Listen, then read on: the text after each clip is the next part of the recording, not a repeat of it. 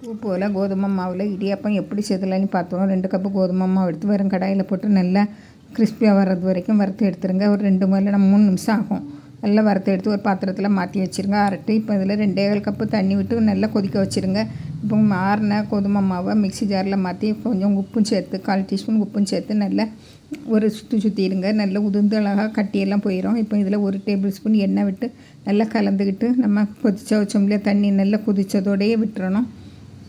பார்த்து விட்டுடுங்க. மாவு கொஞ்சம் இழுக்கதை பார்த்து விட்டுடுங்க. இப்போ மூடி வச்சுருங்க. நல்லா எனக்கு 2 கப்பு தண்ணி தான் போச்சு.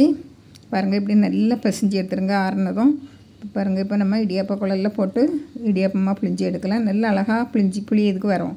நம்ம வறுத்து வெந்நியில் நல்லா பிசைஞ்சிருக்கோம் கோதுமை மாவு, அதனால் நல்லா சுலபமாட்டு புளியதுக்கு வரும். இப்போ இதில் மேலே தேங்காயும் போட்டு நல்லா ஆவியில் 10 நிமிஷம் வேக வச்சு இறக்குனா பூ போல் இடியாப்பம் ரெடி.